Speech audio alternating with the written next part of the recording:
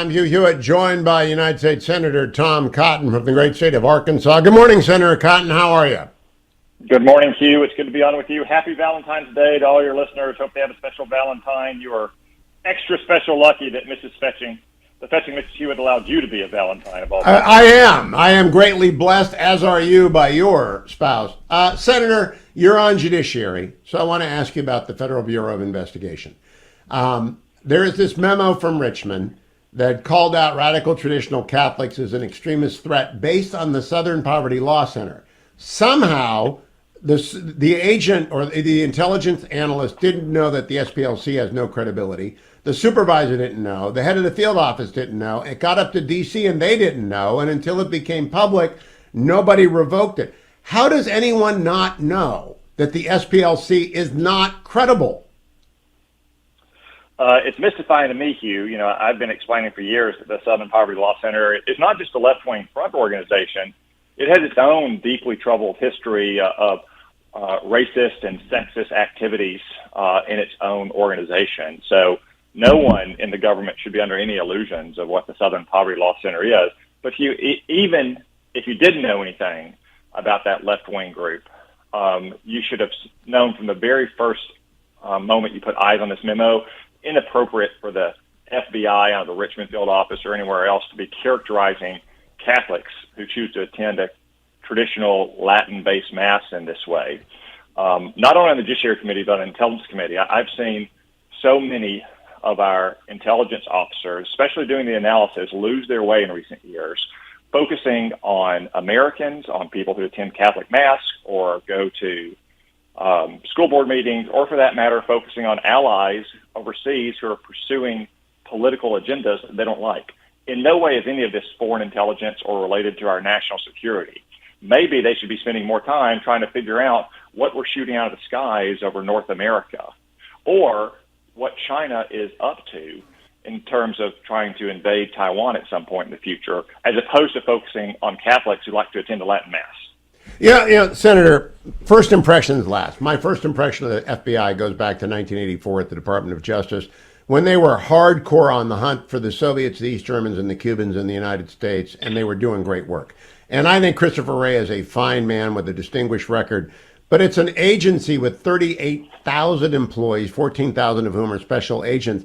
And I don't know how to fix it, because this is not what they should be doing, especially when we have CCP agents overrunning the country at universities, stealing our secrets. And instead, we've got one of those 38,000 relying on the Southern Poverty Law Center to divert resources to investigate, admittedly very conservative Catholics who don't like Vatican II.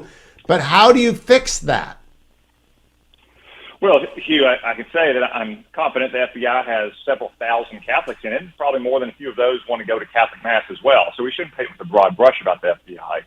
But what Christopher Wray needs to do, what he should have been doing from the very beginning, is focusing on cleaning out the officers and agents in the FBI who've been captured by politics or ideology or bias. We should not have a Democratic FBI or a Republican FBI. We should have an FBI that focuses on genuine threats to our national security or to public safety from criminals. They should not be a partisan enforcement wing of either party. And fortunately, I don't think Director Wray has made that enough of a priority, especially in the last 2 years since the Biden crew took over. So he'll be in front of our committee later this spring, and I think he's going to get a lot of uncomfortable questions about why this kind of thing continues to happen inside of the Bureau. Not everyone should be accountable for the actions of a few wrong-headed agents and officers, but those agents and officers need to be held accountable. Do you have, I'm going to lead up to a proposal about how one remedies this, but the Antifa movement continues to terrorize cities, and it continues to pop up. And then we continue to have mass shootings, as happened at Michigan State last night. How does an agency grapple with the former, the real threat, but not go down rabbit holes like radical traditionalist Catholics?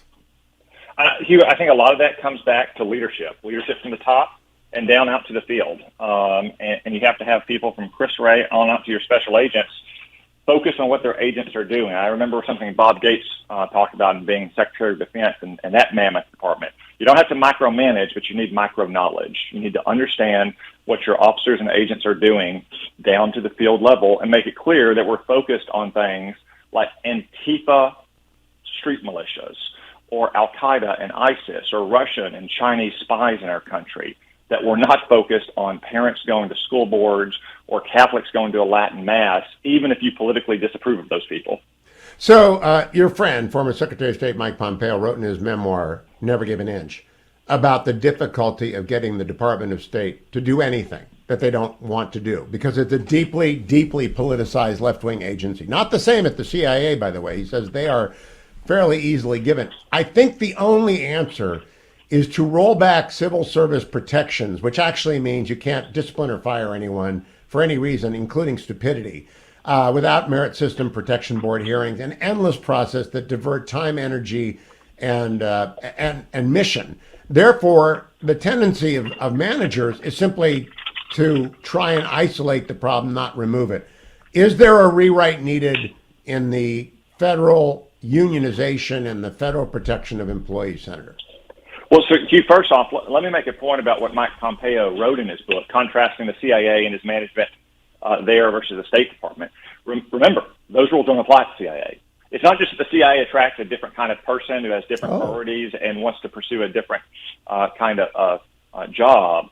It's that the CIA director is not bound by those civil service protection rules. Bob Gates jokes, because, he was the CIA director for his Secretary of Defense, that the happiest moment he had when he took over the job of director of the CIA was when he got briefed by HR and explained that he could basically do whatever he wanted with any employee, irrespective of civil service rules.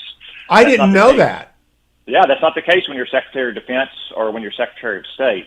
So I do think that we need a substantial overhaul of civil service rules. We have way too many career bureaucrats at senior policy-making levels who are thwarting the plans and the policies of the elected leaders of our government.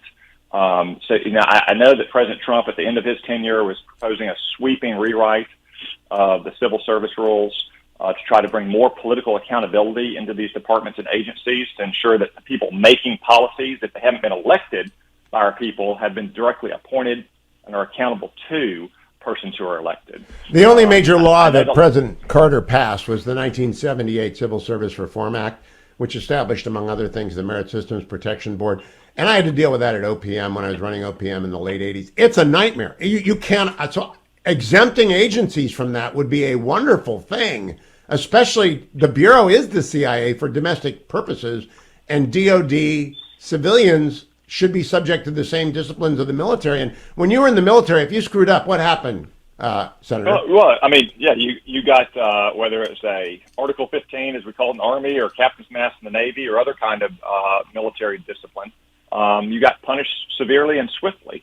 And that's how you maintain good order and discipline. That's part of the problem with the civilian ranks in the Department of Defense or throughout the government, that they have all this legal rigmarole and process in place to allow them to get away with anything. The stories are legion about, the bureaucrat who was watching online pornography at a government cubicle and couldn't even be disciplined for that.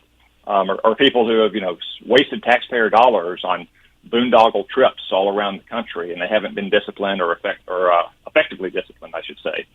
So we need a substantial rewrite of these rules. And I would say, Hugh, not just in the FBI or the Department of Defense, all across the government. We shouldn't have unelected bureaucrats at the Department of Commerce or other departments making policy for the American people. They are at most supposed to implement the policy of the President of the United States, who's accountable to the people, and the Congress, who writes the rules for our country. Senator, you are a graduate of Harvard Law. You know your constitutional law. You know your importance of procedural protections for people. So I know you are informed by the ability to protect people from malign and stupid bosses. But when there is a DEI department in any state agency, I think it is a prima facie case of unconstitutionality, because by definition, diversity, equity, and inclusion is going to touch on race. And I believe it is almost certainly unconstitutional for people to use any racial tool in the government. What do you think about DEI in the state setting? Well, I agree with you, Hugh. It's almost on its face a constitutional violation. I hope the Supreme Court rules later this year in the context of admissions to higher education that you cannot have racial discrimination, no matter which race you're favoring and disfavoring. That, of course, extends to things like government employment or government policies. I think a new Republican president and cabinet needs to carefully scrub every inch of their departments and agencies to remove these people. I have legislation right now that would cap the salary that DEI consultants are getting in our military at what an E5 sergeant team leader would get. I mean, we shouldn't be paying people taking on the hardest and riskiest job in our military less than what we're paying PhDs in so-called diversity studies. But unfortunately, they're getting hundreds of thousands of dollars when sergeants are getting, just tens of thousands of dollars. Last question, Senator. Is this a bipartisan issue about reforming the FBI and the rest of the bureaucracies where our national security is involved? Can you find colleagues across the aisle who realize this isn't Republican, Democrat? We just have to make these things work and not be run by the least common denominator. No, Hugh, I wish it were, but I can't really say that it is, unfortunately. I mean, it's kind of like the issue with big tech. Republicans and Democrats seem to agree that big tech is out of control. Republicans think rightly that big tech censors conservative voices. Democrats complain that it doesn't censor conservatives enough. So again, I think the Democrats, especially in the Congress, think that the FBI and our intelligence communities aren't doing enough to harass parents attending school boards to stop left-wing indoctrination of their kids. Or the FBI isn't doing enough to stop these radical traditional Catholics who have the audacity to doubt or dispute decisions of the Catholic hierarchy or go to Latin Mass. It's like, the so-called disinformation and misinformation, which really is just information that is inconvenient to Joe Biden and the Democratic Party. So I wish I could say that it was a bipartisan issue. Maybe you can get bipartisan agreement on the problem, but so far I haven't seen bipartisan agreement on the solution. Well, when the supermajority finally arrives, I hope you guys repeal Jimmy Carter's only legislative achievement and get back to competence. Senator Tom Cotton, always a pleasure. Thank you, Senator.